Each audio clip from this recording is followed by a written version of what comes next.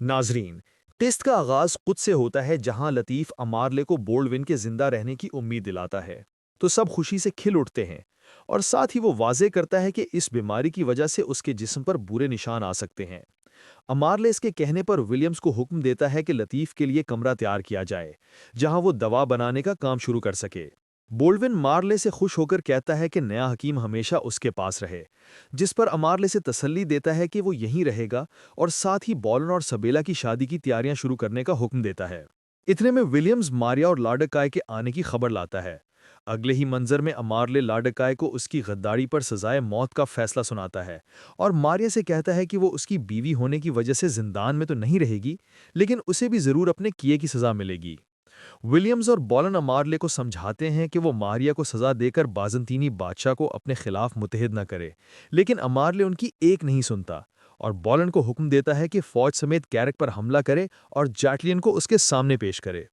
वहां संघारी उस मारिया को वापस लौटने का कहता है, लेकिन वो कहती है कि लाडकाय को सजा सुनाना आसान था।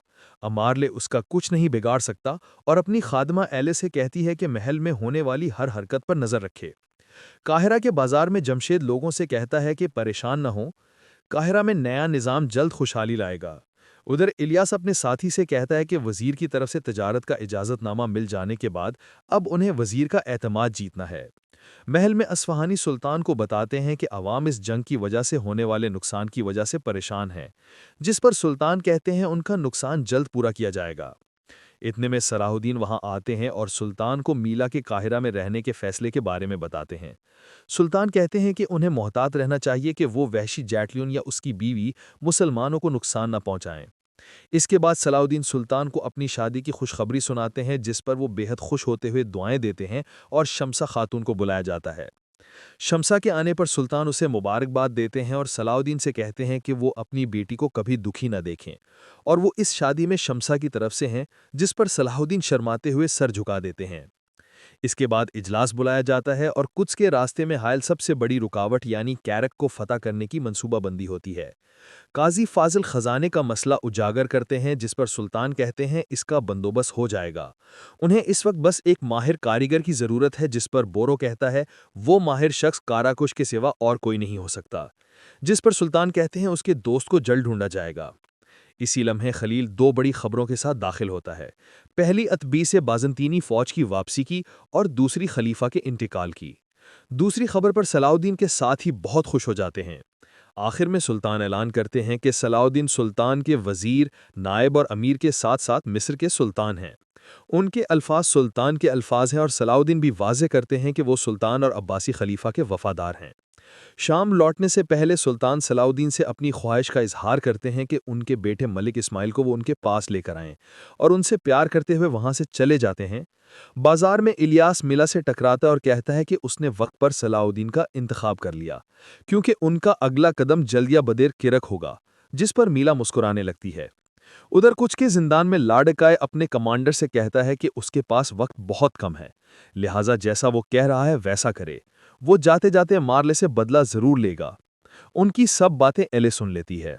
वहां बॉलन मार्के से कहता है कि कैरक पर हमले की तैयारी मुकम्मल रखे और काहिरा में सलाहुद्दीन भी कैरक पर हमले की तैयारी शुरू करने का हुक्म देते हैं।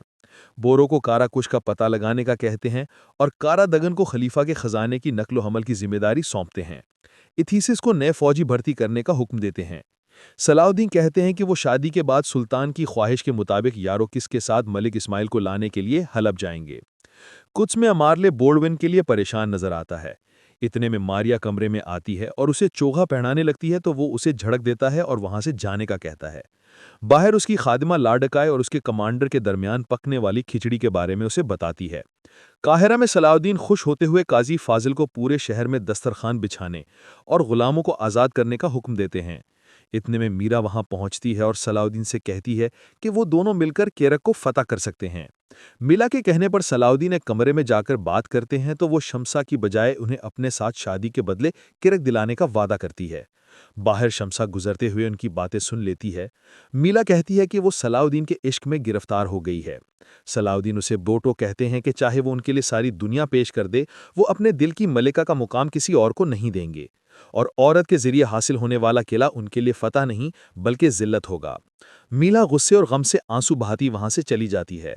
شمسا کہتی ہے کہ اگر اس میں ذرا بھی غیرت باقی ہے تو قاہرہ سے کہیں دور چلی جائے، اور اندر داخل ہو کر اپنا مان رکھنے پر صلاح الدین کا شکریہ ادا کرتی ہے۔ ناظرین، صلاح الدین ایوبی سیزن 2 کی تمام ایپیسوڈ دیکھنے کے لیے ہمارے چینل کو ضرور سبسکرائب کریں اور بیل آئیکن کو آن کر لیں تاکہ آنے والی ویڈیو کا نوٹیفیکیشن سب سے پہلے آپ کو مل سکے۔